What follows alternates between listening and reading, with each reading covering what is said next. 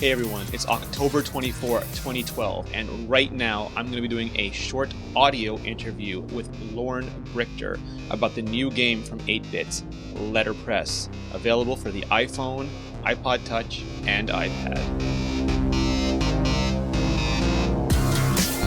So I am talking to Loren Brichter, who has just reinvented, revitalized, revolutionized 8-Bits with an entirely new app. Loren, how are you? Good, how are you? Very well, thank you. First, congratulations on 8-Bits 2.0. Yeah, thank you. So you worked at Apple originally on the first iPhone, then you were most famous for the Tweetie line of Twitter clients, and now you're getting back into iOS development, but you went in an entirely new direction. Yeah, totally new thing. Game. Never done it before. So was that deliberate? Like you really wanted to reset expectations, reset what people thought about you and your development?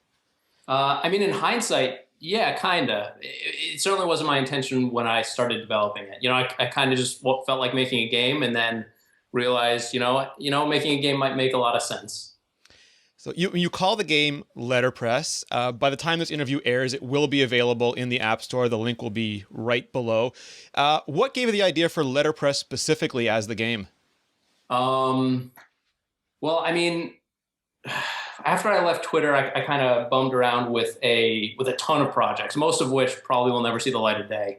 But a handful of them, some behind the scenes like tech stuff, are in the game, and the Letterpress is kind of like a test bed for a lot of things. Okay. But the game itself, my wife and I were out to dinner, and we were both obsessed with this game called Spell Tower, which I'm not sure if you've played. Yes. But it's absolutely like an awesome word game.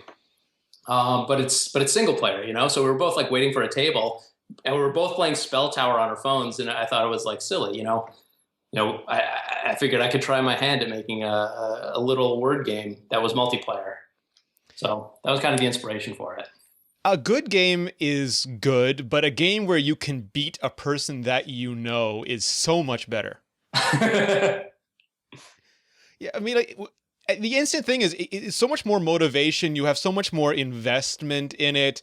And I don't know if this has happened to you, but immediately my Twitter DMs and my iMessage start filling up with trash talk. Yeah. Eventually, that's probably got to move to in-app chat. I can't even imagine what that'll be like, because I think I might trash talk more than I play the game, but it's definitely going to be a close.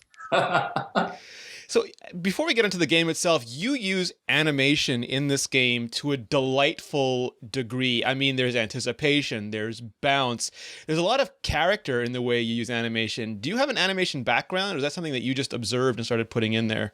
No, I mean, sorry. When I was in high school, my dream was always to work for Pixar. And this was before I knew how to program or anything. So I got really into 3D animation, and I taught myself all the tools and stuff. And then I realized like I had more of an interest in programming. So I moved more into graphics programming, which moved me into like applications programming. And it's kind of nice to circle back and do the kind of thing that I had interest in a decade ago. But yeah, no, I had a ton of fun doing the animations. And the cool thing about doing a game is because it's not a utility, you can have a ton more fun with it, without getting, annoying. You can also hide the tinted status bar completely in the game. Yes. Gruber does not like that, but well, you've been kind of I think we have the same belief that the status bar should be device and not UI, and this kind of very neatly gets rid of that entire problem. Yeah. Thank God it's a game, because games can get away with it. But yeah, that status bar, man. So with Letterpress, there have been a lot of crossword games. There's been a lot of Scrabble types of games, but this you really kind of went. I don't want to call it tower defense, but you definitely need a strategy. And that's because you can actually temporarily protect letters that you get to play. And that adds a whole new tactical dynamic to the game. Yeah, I mean, the game mechanics themselves evolved heavily.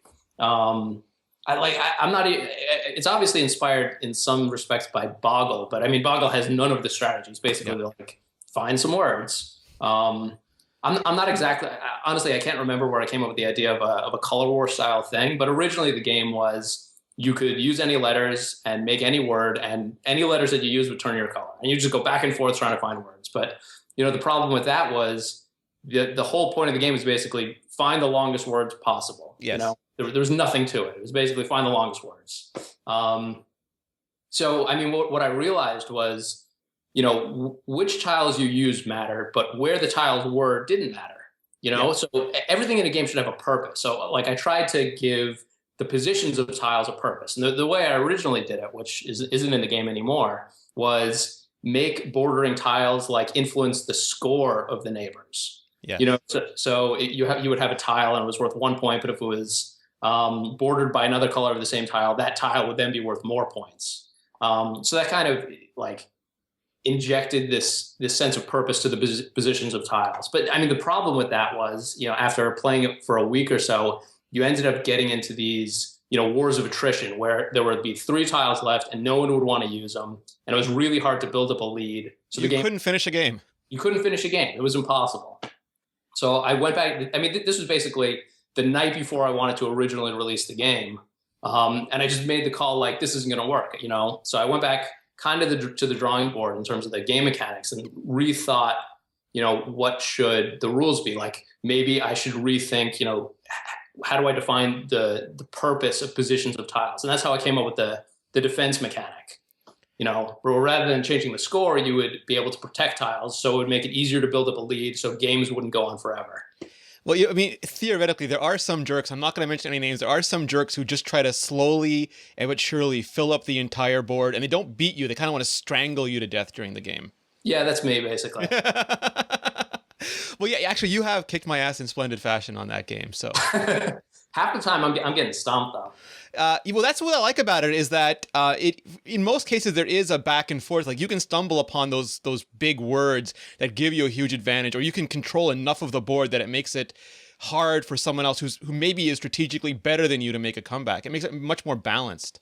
Yeah, totally. And the thing I love about it, you don't have to have the best vocabulary to win. It's just as much strategy as it is, word finding. And you touch on another important element there, because aside from the game mechanics, you have the human element, the behavioral mechanics in this. And there are many times that myself and people I'm playing will play a funny word, even if it doesn't give them the best advantage that they can get. Now that it's launching, I mean, it's Game Center controlled. You can challenge your friends. You can have random people matching games with you. Is that sort of the big advantage of using Game Center in a game like this? Yeah, basically Apple does the whole back end thing, so I can focus on the app.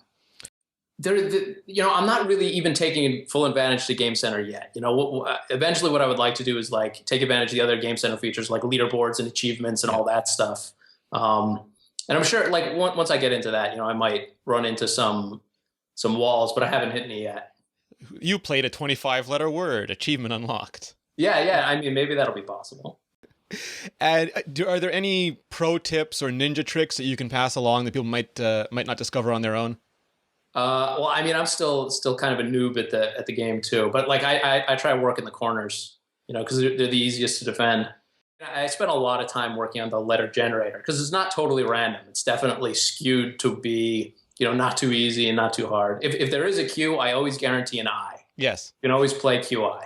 Yeah, thank God for Chinese breathing skills, because they were.